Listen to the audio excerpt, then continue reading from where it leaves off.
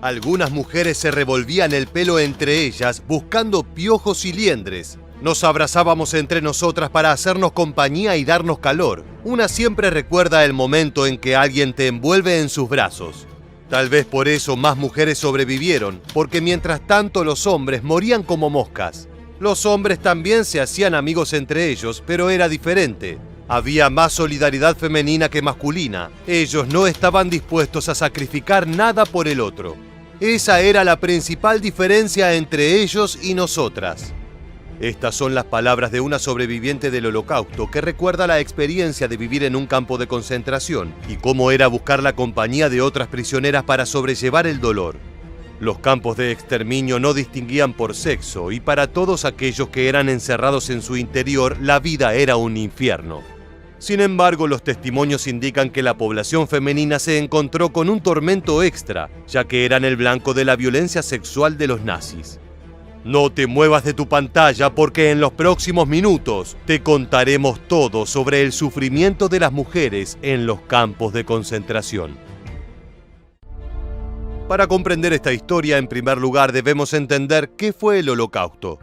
Entre 1941 y 1945, el Tercer Reich y sus colaboradores llevaron adelante un plan sistemático de exterminio de la población judía. En la actualidad, los especialistas estiman que el número de víctimas alcanzó los 6 millones, lo que suponía 2/3 del total de judíos que vivían en Europa. De este total, 2 millones eran mujeres. Una vez que ingresaban a un campo de concentración, eran objeto de los mismos maltratos y abusos que experimentaban los hombres. Eran constantemente golpeadas, humilladas, hambreadas y utilizadas como mano de obra esclava. Sumado a esto, eran sometidas a distintas formas de violencia sexual y de género. Cuando una mujer atravesaba las puertas de un campo de concentración, se le tatuaba un código en el brazo para identificarla. A continuación, se le rapaba la cabeza y se le afeitaba hasta el vello púbico. La admisión culminaba con una degradante inspección corporal que incluía una revisación vaginal a cargo de un médico nazi. De esta manera se iniciaba un tortuoso proceso de deshumanización que apuntaba a despojar a las judías de su identidad femenina y convertirlas en cáscaras vacías, en sombras de lo que fueron, dispuestas a obedecer sin titubear. Pese a que la legislación nacional socialista impedía a los arios mantener relaciones sexuales con mujeres de las supuestas razas inferiores, en la práctica esta normativa no se cumplía. El ejemplo más patente se daba en Europa del Este, donde el 80% de los hombres de las SS fueron hallados culpables de violar a las prisioneras judías de los campos. Se han registrado situaciones en las que un pelotón entero abusaba de una mujer indefensa en grupo hasta que quedaba tendida en el suelo y sangrando. Algunos guardiacárceles tenían la perturbadora costumbre de pararse en medio del pasillo que conducía a la cámara de gas y tocar las partes íntimas de las mujeres que estaban siendo encaminadas hacia la muerte. Con sus actos, los nazis buscaban destrozar la mente de sus víctimas, y en el caso de las mujeres sabían que el método más eficaz era la humillación sexual. Una superviviente del Holocausto lo recuerda de esta manera. Forzaban a las judías a fregar el suelo en ropa interior, y luego les hacían limpiar los baños y comerse lo que había en el interior de las letrinas. Les hundían la cabeza en los inodoros y luego las obligaban a caminar alrededor del campo con el rostro lleno de excremento, sin posibilidad de lavarse, al tiempo que les gritaban insultos como «sucia judía». Esta clase de vejaciones trajo graves consecuencias en el cuerpo de las víctimas. Al final de la Segunda Guerra Mundial, la capacidad reproductiva de muchas sobrevivientes se había deteriorado por completo. Por otro lado, la frecuencia de las violaciones aumentaba la posibilidad de embarazo, y muchas judías fueron madres dentro de los campos de concentración. Esto añadía una nueva preocupación a la ya terrible vida de estas mujeres, que ahora debían preocuparse también por el destino de estos niños. El sadismo de los nazis no perdonaba ni siquiera a los infantes, que en cualquier momento podían morir de manera espantosa. El siguiente testimonio de una sobreviviente ilustra esto a la perfección. Los miembros de las SS se divertían propinándole palizas a embarazadas con palos y látigos, arrojándoles perros hambrientos para que las hicieran pedazos o arrastrándolas por el suelo y pateándolas. A veces, cuando colapsaban por el dolor y quedaban desmayadas, eran lanzadas a los hornos de cremación mientras todavía estaban vivas.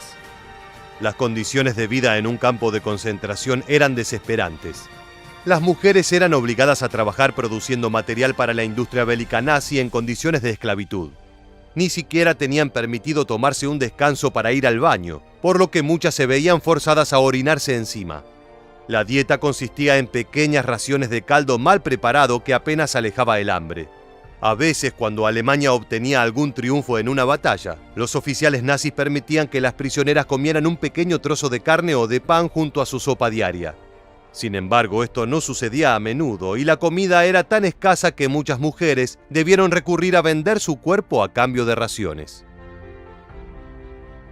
El intercambio de favores sexuales con los guardias de las SS se volvió algo rutinario, ya que para muchas judías esta era la única forma de sobrevivir. Una superviviente lo recuerda con estas palabras: "Al principio estaba profundamente perturbada con este tipo de prácticas. Mi orgullo y mi sentido de integridad hacían que me pareciera algo repugnante. Pero luego vi que con el pan que me daban como forma de pago podía alimentar a las más hambrientas y salvarles la vida. Otra chica, gracias a la prostitución, se salvó de ir a la cámara de gas. Por estas situaciones comencé a comprender por qué hacíamos esto y nos perdoné". Los nazis también hicieron uso del comercio sexual y lo legalizaron dentro de los campos de concentración. Los oficiales creían que serviría como un incentivo para que tanto los guardias como prisioneros varones fueran más productivos en sus tareas. Los burdeles eran barracones separados del resto por alambres de púas, dentro de los cuales había aproximadamente 20 mujeres obligadas a tener relaciones sexuales con los clientes. La mayoría habían sido traídas desde Ravensbrück, el campo exclusivamente femenino. Quienes quisieran contratar sus servicios debían abonar una pequeña suma de dinero y someterse a una revisión médica para asegurarse de que no tuvieran enfermedades. Una vez superada se les permitía tener 20 minutos a solas con una mujer. Sin embargo, lo cierto es que la intimidad era ilusoria, ya que el acto sexual era supervisado por guardias que vigilaban al cliente a través de agujeros en la pared. Las esclavas eran reclutadas entre las prisioneras del campo por las SS, quienes le prometían que si se unían a los burdeles accederían a un mejor nivel de vida. Esto incluía una habitación personal, jabón, alimento en buenas condiciones o una reducción de su condena a prisión. En ocasiones esto provocaba el enfado de otras reclusas, que veían a las esclavas como colaboradoras del nazismo. Una de ellas recuerda la siguiente situación: "Un día vimos a una mujer que aceptó trabajar como prostituta de las SS. La atrapamos y le dimos una golpiza tan brutal que apenas podía moverse. Nunca supe si se recuperó o no, pero nuestra furia era tanta que la castigamos de esta manera". Como vemos, la vida dentro de un campo era brutal y las mujeres atravesaron un verdadero infierno en su interior.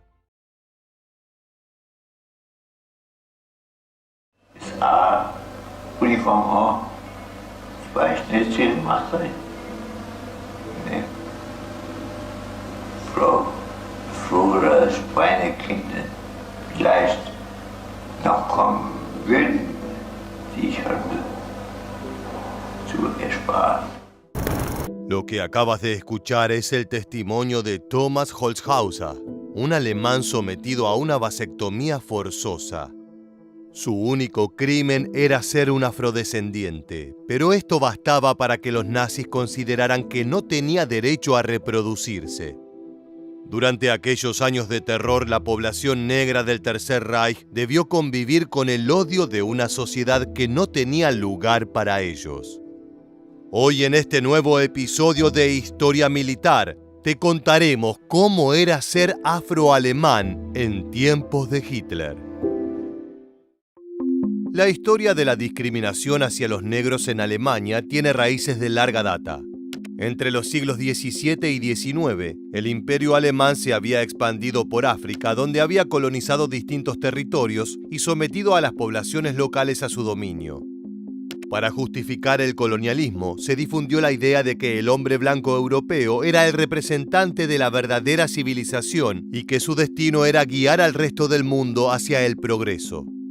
Al mismo tiempo se creía que el negro encarnaba el salvajismo y la barbarie, y que había que domesticarlo para que evolucionara hacia un estadio superior. Durante la Primera Guerra Mundial, los soldados coloniales de Alemania tuvieron un importante rol en el campo de batalla. Integraron un ejército compuesto por africanos que recibió el nombre de Schutztruppe, que estaba encargado de llevar adelante las operaciones militares en este continente. En las imágenes que estás viendo en este momento puedes verlos en misiones de patrullaje encima de camellos, su montura típica. A pesar de que estas tropas derramaron su sangre y dieron la vida defendiendo el honor del Imperio Germano, al finalizar el conflicto bélico no recibieron ningún beneficio. La desconfianza hacia todos aquellos que no tuvieran piel blanca se mantuvo intacta. Incluso podía afirmarse que durante la posguerra las condiciones de vida de los negros empeoraron. Esto se debe a que los ganadores de la contienda ocuparon la región del Rin en Alemania Occidental con el objetivo de adueñarse de sus recursos naturales. En este operativo los franceses utilizaron a 20.000 soldados africanos provenientes de sus colonias.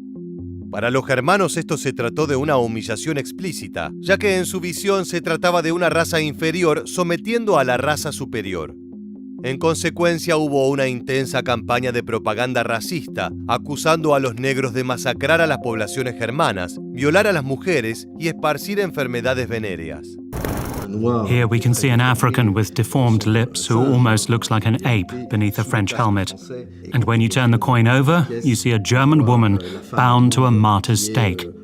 And that is the erect penis of a black man, topped by a military helmet. These were the sexual obsessions of the Black Shame campaign. Estos son algunos afiches propagandísticos típicos de aquel entonces. En esta imagen vemos a un soldado blanco junto a un senegalés que porta un cuchillo ensangrentado entre los dientes. Debajo vemos una banda con los colores patrios de Francia y la leyenda brutalidad, bestialidad, igualdad. Es decir, una parodia del lema de la Revolución Francesa, libertad, igualdad, fraternidad. Los legisladores germanos aprobaron leyes prohibiendo las uniones entre mujeres alemanas y tropas negras, pero estas se dieron de todas maneras.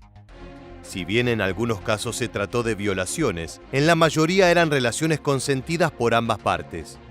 Como resultado nacieron entre 600 y 800 niños a los que la prensa racista bautizó como bastardos del Rin. Por su condición de mestizos, se encontraban en una situación sumamente ambigua, ya que no eran aceptados por la sociedad blanca, pero al mismo tiempo tampoco conseguían insertarse plenamente entre los afroalemanes.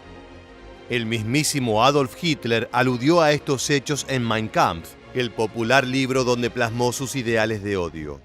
En uno de sus fragmentos más conocidos dice lo siguiente: fueron los judíos los que trajeron a los negros hasta el Rin con el objetivo evidente de arruinar la raza blanca que tanto detestan y con la consecuencia lógica de diluirla.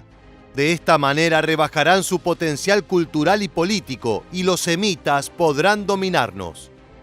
Como vemos, el líder nazi aprovechaba la indignación que generó la ocupación francesa para relacionarla con el antisemitismo y así movilizar la rabia de los alemanes.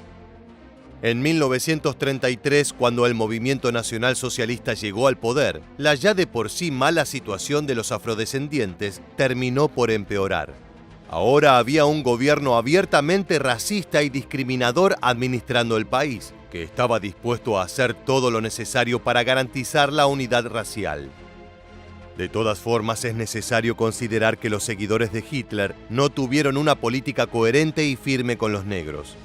Sus esfuerzos estuvieron destinados a marginar a los judíos, pero no consideraron que la población afroalemana, que consistía en apenas 30.000 personas, ameritara algo semejante. En líneas generales, las autoridades consideraron que la legislación antisemita también era válida para los negros. Por esta razón, ya desde 1933 se les prohibió ocupar cargos en el Estado y 2 años más tarde se sancionaron las leyes de Nuremberg. Con estas normas, los matrimonios interraciales ya no eran permitidos, de la misma manera que las relaciones sexuales entre blancos y negros pasaban a considerarse un crimen. En paralelo a la discriminación estatal, también crecían las agresiones dentro de la sociedad civil. Conseguir un trabajo estable se convirtió en una tarea casi imposible, debido a que los empleadores no querían contratar a una persona vista como impura por las autoridades. Después de todo, un empresario con fama de traidor racial también podía tener problemas con el régimen. El desempleo cundió entre los afroalemanes que ya no tenían forma de pagar el alquiler de sus hogares y se vieron obligados a deambular de ciudad en ciudad en busca de sustento. Cuando finalmente conseguían trabajo, solía ser de manera ilegal, es decir, que eran contratados como empleados no registrados oficialmente. A su vez, esto habilitaba a que se le pagaran salarios más bajos de lo normal, profundizando su pésima situación económica. En ciertos casos no tuvieron más remedio que resignarse a los trabajos más humillantes de la sociedad. Uno de ellos era el show africano-alemán, una exhibición tremendamente popular durante aquellos días. Se trataba de un zoológico humano donde se mostraban a supuestos miembros de tribus originarias de África. En realidad eran actores negros obligados a vestirse con taparrabos, realizar danzas extravagantes, hablar a los gritos y comportarse como seres primitivos. Los blancos que acudían al espectáculo creían estar viendo a habitantes reales de este continente, expuestos como si fueran animales para su divertimento. El show funcionó entre 1937 y 1940, fecha en la que fue disuelto. In 39 zurück nach Berlin und mein Vater fuhr mit der Schau bis Ende 40 noch weiter. War denn das Publikum, was denn da reinkam, da kamen dann ganze Klassen, diese Hitlerjugend rein und alles. Und da wurde dann schon mal eine dumme Bemerkung gemacht und alles. Und dann wurden wie es so ist, auf den Volksfesten, in die Bierzelte reingegangen sind, dann gab es Schlägereien und alles.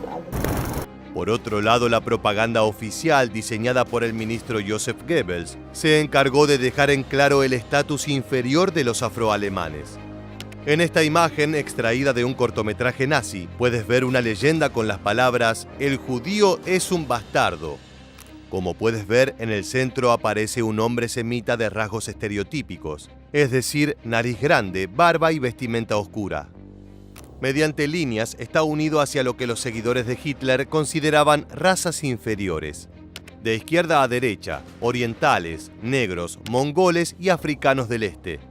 Esta era una forma de plasmar gráficamente aquel pasaje de Mein Kampf que escuchamos anteriormente, donde Hitler denunciaba una conspiración entre judíos y negros para eliminar a la raza aria. En esta otra fotografía podemos ver un ataque hacia las relaciones de amistad interraciales. Aquí vemos a dos mujeres de diferente color de piel confraternizando y una leyenda que dice lo siguiente: resultado, pérdida de orgullo de la raza. Toda esta propaganda caló hondo en la población alemana blanca, que aceptó la idea de que los negros debían mantenerse separados de los demás, tal y como sucedía con los judíos y los gitanos. Ahora nos centraremos en la educación de los afrogermanos en el Tercer Reich, ya que, como era esperable, también fueron marginados en este ámbito. A partir de 1935 se introdujo una nueva asignatura en las escuelas llamada Ciencia Racial, cuyo objetivo era enseñarle a la juventud cuáles eran los colores de piel puros y cuáles los impuros. Por aquel entonces los niños negros todavía podían asistir a los colegios, pero lo hacían en condiciones cada vez más desiguales.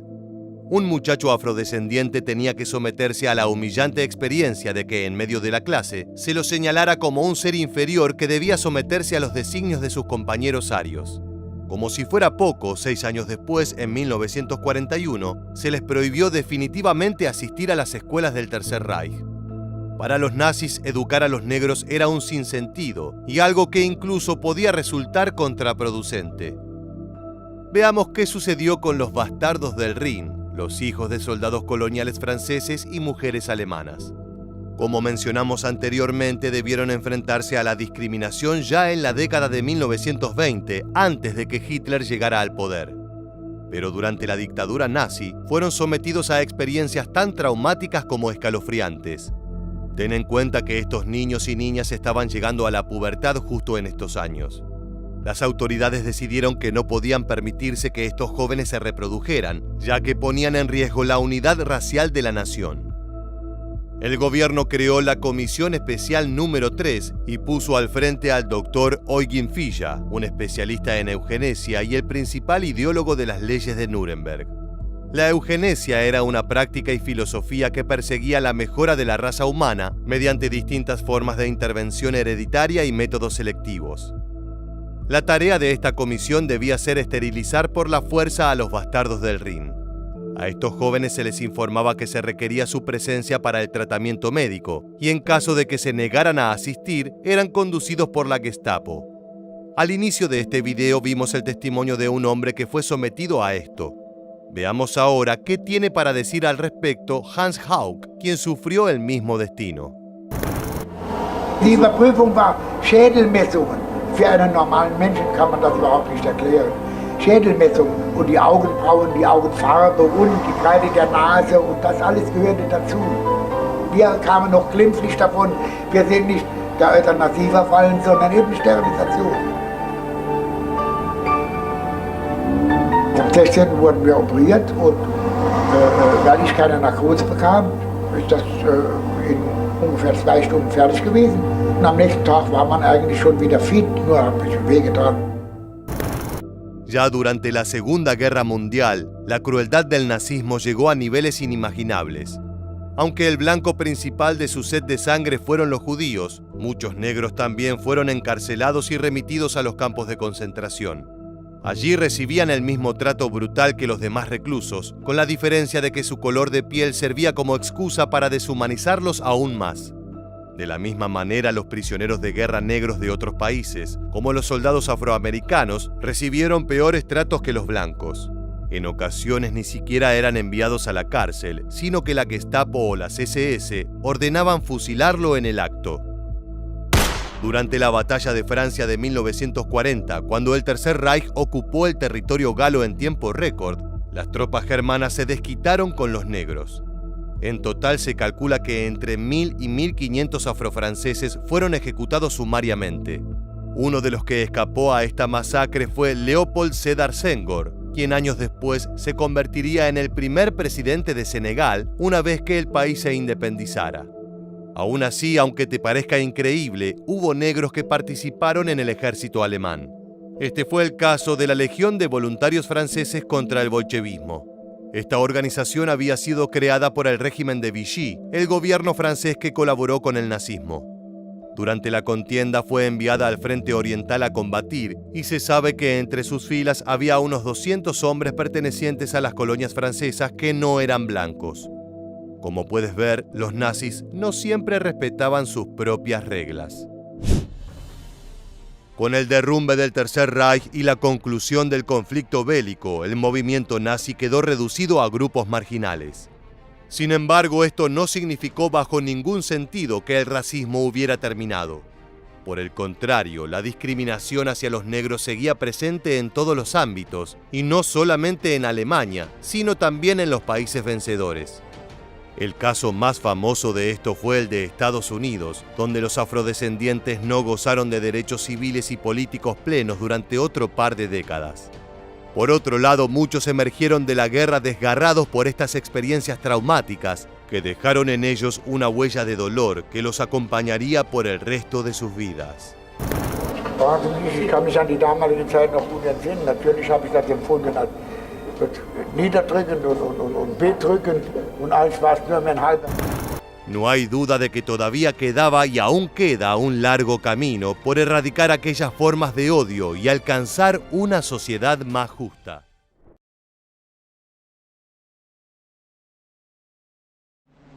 Persecuciones, redadas, experimentos científicos y torturas son solo algunas de las calamidades a las que se vieron sometidos los hombres homosexuales durante el Tercer Reich. El nazismo siempre los consideró un problema para la raza aria, y sus métodos para evitar contaminar el linaje germano eran tan impactantes e infames como el trato que le daban a la comunidad judía.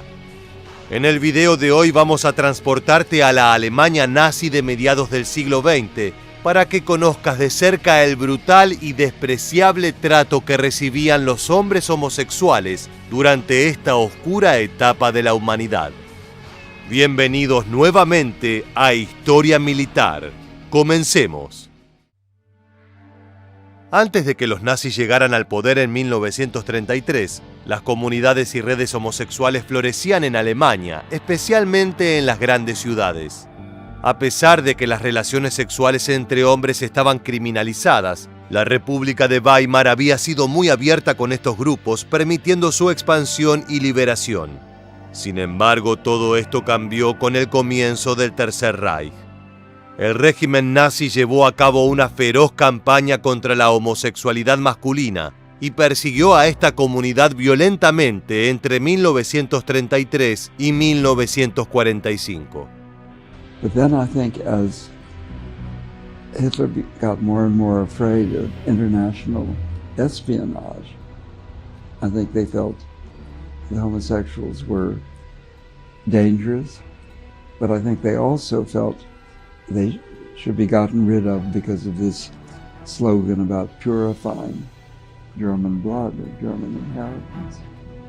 A partir de 1933, el régimen nazi hostigó y desmanteló las comunidades homosexuales. Muchos hombres fueron arrestados en virtud del infame párrafo 175.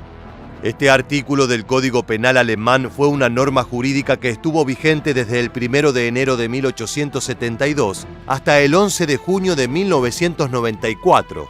Su contenido penaba las relaciones homosexuales entre personas de sexo masculino con diversos castigos. En 1935, el régimen nacionalsocialista endureció el contenido de esa legislación, dando inicio a una década pesadillesca para la comunidad gay alemana. Entre otras cosas, se incrementó la pena máxima de 6 meses a 5 años de prisión, y además se ampliaron las actividades relacionadas con actos condenables bajo la ley. La revisión brindó al régimen nazi las herramientas legales necesarias para perseguir y enjuiciar a hombres involucrados en comportamiento homosexual en un número mucho mayor que antes. El nuevo artículo también proponía penas de 1 a 10 años de trabajos forzados en campos de concentración a quienes demostraran actitudes antinaturales y lujuriosas. Bajo la nueva versión nazi del estatuto, una amplia gama de conductas íntimas y sexuales podían ser y fueron castigadas como criminales. La homosexualidad era reprimida por el Tercer Reich porque se consideraba una muestra de degeneración racial que podía transmitirse, como vicio o de forma genética, de unos individuos a otros. Por esta razón creían que había que cortarla de raíz para evitar que se extendiera entre la población. Algunos eventos radicalizaron la campaña contra los hombres gay, dando inicio a una opresión más directa. La ejecución de Ernst Röhm, asumido homosexual y comandante nazi, y 200 hombres de las SA, su fuerza paramilitar, entre junio y julio de 1934, fueron el inicio de la violencia desatada contra la comunidad.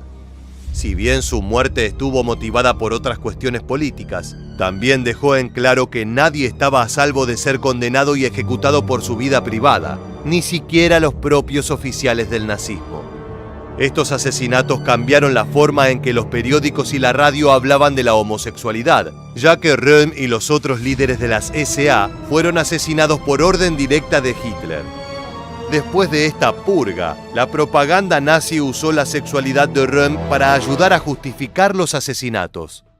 Al hacerlo, aprovecharon gran parte del prejuicio de la población alemana contra las relaciones entre personas del mismo sexo. La categorización de los hombres homosexuales como enemigos del régimen llegaría en 1936 cuando el líder de las SS y jefe de la policía alemana, Heinrich Himmler, fundara la Oficina Central del Reich para la lucha contra la homosexualidad y el aborto. Esta oficina era parte de la Kripo, la policía criminal nazi, y trabajaba en estrecha colaboración con la Gestapo, la policía política nazi. Notoriamente homofóbico, Himmler veía la homosexualidad y el aborto como amenazas para la tasa de natalidad alemana y por lo tanto para el destino y perpetración del pueblo alemán. Por eso es que comenzó con una intensa y violenta campaña para erradicar lo que él consideraba una desviación. They called me pedal. Pedal it means like in German, schwul, in bad way. Yeah. And therefore I was created bad. If I were thief, if I were murder, they could accept me, but not this. A partir de este momento, el régimen se centró menos en cerrar los lugares de reunión gay y más en priorizar el arresto de hombres individuales por violar el artículo 175. Según el entendimiento de los nazis, estos hombres eran delincuentes homosexuales y por lo tanto criminales y enemigos del Estado. Himmler creía que atacar a estos sujetos era necesario para la protección, el fortalecimiento y la proliferación del pueblo alemán. Las fuerzas policiales Kripo y Gestapo llevaron adelante redadas, denuncias y duros métodos de interrogatorio y tortura para rastrear y arrestar a personas sospechosas. Las redadas policiales fueron exhibiciones públicas y de alto perfil en la campaña nazi contra la homosexualidad. La policía establecía cordones alrededor de bares nocturnos e interrogaba a cualquiera que pareciera sospechoso. Aquellos a quienes la policía considerara culpables serían juzgados por violaciones del párrafo 175 o, en algunos casos, enviados directamente a un campo de concentración. A través de este método, la policía amedrentaba e intimidaba tanto a las comunidades como a los individuos, a la vez que sumaba popularidad a través del miedo en la población general. La Kripo y la Gestapo basaron la mayor parte de sus persecuciones en denuncias del público. Luego recopilaban información sobre la vida íntima de los denunciados para descubrir algún tipo de crimen homosexual. El miedo estaba a la orden del día, por lo que los vecinos, conocidos, amigos o familiares podrían señalar a un sospechoso solo por su paranoia. El lenguaje que la gente utilizaba en las denuncias deja en claro que gran parte de la sociedad alemana estaba de acuerdo con el régimen nazi con respecto a la homosexualidad. Los denunciados eran descritos como afeminados, poco masculinos, enfermos o perversos. Las denuncias fueron una herramienta de represión extremadamente eficaz que resultaron en decenas de miles de arrestos y condenas. Una vez que eran arrestados, la Gestapo y la Kripo interrogaban intensamente a los hombres atrapados. Durante estos interrogatorios, siempre física y psicológicamente brutales, la policía quería conseguir confesiones completas para lograr las penas máximas. Bajo la presión de extremos métodos de tortura, los hombres también se vieron obligados a nombrar a sus parejas sexuales, lo que ayudó a la policía a identificar a otros homosexuales para arrestarlos e interrogarlos. De esta manera inhumana y perversa, el régimen nacionalsocialista atrapó a miles de personas, instaurando la traición como método de supervivencia. No todos los hombres arrestados en virtud del párrafo 175 corrieron la misma suerte. Con el estallido de la Segunda Guerra, aquellos que estaban en edad militar fueron reclutados por el ejército contra su voluntad y se los obligó a realizar las tareas más peligrosas en el frente de batalla. El sistema judicial nazi también introdujo la castración como parte de las condenas, por lo que algunos hombres encarcelados podían obtener la liberación anticipada si se ofrecían como voluntarios para ser castrados. Por otra parte, algunos criminales homosexuales eran condenados a prisión y otros eran destinados a campos de concentración para realizar trabajos forzados, aunque en ambos casos eran castigados y marginados socialmente. The pink triangle was the piece of cloth sewed over, I think, the left breast, the way the yellow Star of David was sewed onto the clothing of every Jew. Who wore the pink triangle? The gay men. Entre 5.000 y 15.000 hombres fueron encarcelados en campos de concentración como delincuentes homosexuales. A este grupo de prisioneros se les exigía que usaran un triángulo rosa en sus uniformes del campo como parte del sistema de clasificación. El triángulo rosa llamó la atención sobre esta población cautiva como un grupo diferenciado dentro del sistema de campos de concentración. Según muchos relatos de sobrevivientes, los prisioneros del Triángulo Rosa se encontraban entre los grupos más abusados en los campos. A veces a los prisioneros del Triángulo Rosa se les asignaban los trabajos más agotadores y exigentes en el sistema de trabajo. A menudo eran objeto de abusos físicos y sexuales por parte de los guardias y sus compañeros de prisión. En algunos casos fueron golpeados y humillados públicamente, algunas veces como amedrentamiento y otras por pura diversión. En el campo de concentración de Buchenwald, algunos prisioneros del Triángulo Rosa fueron sometidos a experimentos médicos inhumanos, ya que la homosexualidad era una malformación hereditaria y debía ser curada. El doctor Karl Bernet, médico danés de las SS, afirmaba poder curar la homosexualidad con experimentos genéticos que iban desde implantarles glándulas artificiales a los presos hasta tratamientos de electroshock o incluso lobotomías. La mayoría de estos experimentos terminaba con la muerte de los prisioneros. Las conductas homosexuales eran catalogadas como delitos peligrosos contra la moralidad, por lo que a partir de noviembre de 1942, los comandantes de los campos de concentración tenían oficialmente el poder de ordenar la castración forzada de los prisioneros homosexuales. They wanted to know whether I had more soldiers, not only one. But I was very ashamed, young. I didn't knew even the meaning of this word homosexual, because our love was love, only love. The treatment was not good. It was not good thing. There was not tolerance. They treated us, homosexuals, as something wrong.